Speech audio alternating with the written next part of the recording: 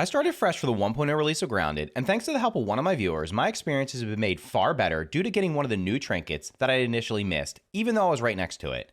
In this video, I'm going to show you why this trinket is a must-have for the early and mid-game of Grounded, as well as where you can find it. So this is my new survival save that I started just a few days ago, and what I want to do is show off the new trinket that I found, which is the Toxicology Badge. What we're going to do is before I equip this, I want to show you my statuses. As you can see, I have no gas mask. I have no protection against gas. We're going to go fight ourselves a stink bug just to show you how powerful this thing is.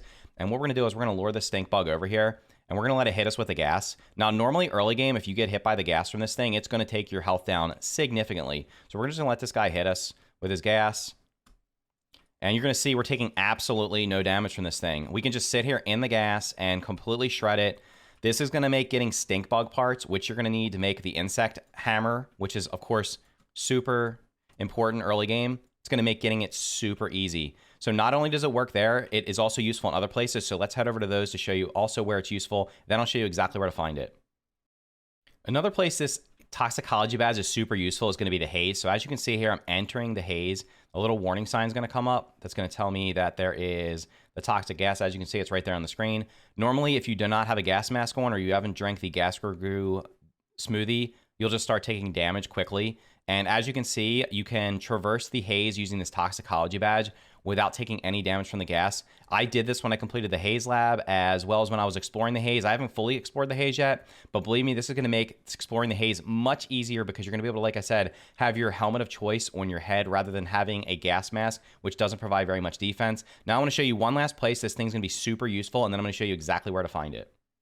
Last but certainly not least is going to be that the Toxicology Badge gives you complete immunity even to the toxic fumes coming off of the rotten food in the trash heap. When wearing a gas mask in this area, you won't take damage, but your gas mask will be losing durability. So as you can see with the Toxicology Badge equipped, I'm taking absolutely no damage. It's not doing any damage to my armor. As you can see, my armor is fully full there. So you can actually traverse through the haze without using a gas mask as well, again, which is going to definitely help you out because your gas mask would be depleting in durability. Also, if you run into some soldier ants, it could be a little dicey. So you're going to want to make sure you get this Toxicology Badge. So what we're going to do now is I'm going to hop over to another game where I haven't actually got it yet and show you exactly where to find it so you can get it pretty early on. Okay, so I moved over to my main save where I have not gone back and redone the old lab. So here we are in the Koi Pond lab. If you don't know where the Koi Pond lab is, you're going to have to go through where the T-Rex is down here and then come in here. You can also go in the back way, but I'm sure most of you know where this is.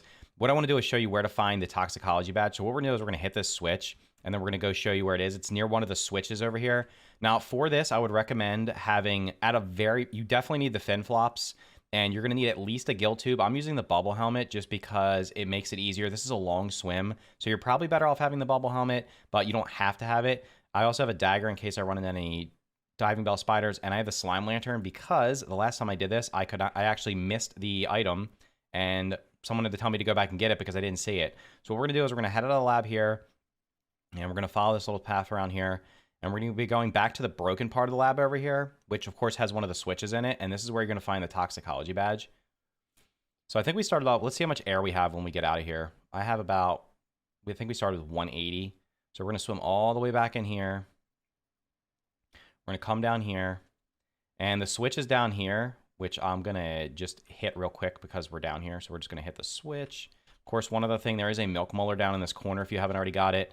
Then when you come up out of here, instead of leaving, you're going to go down here and see, you can see without the lantern here, you could easily miss this. There's a scab sitting here, which I actually picked up, but because I didn't have a lantern, I didn't see it. You see this, you can rummage this corpse here. It's going to have the recon journal. It's going to have the Toxicology Badge. It's going to have the suspicious snapshot, sorry.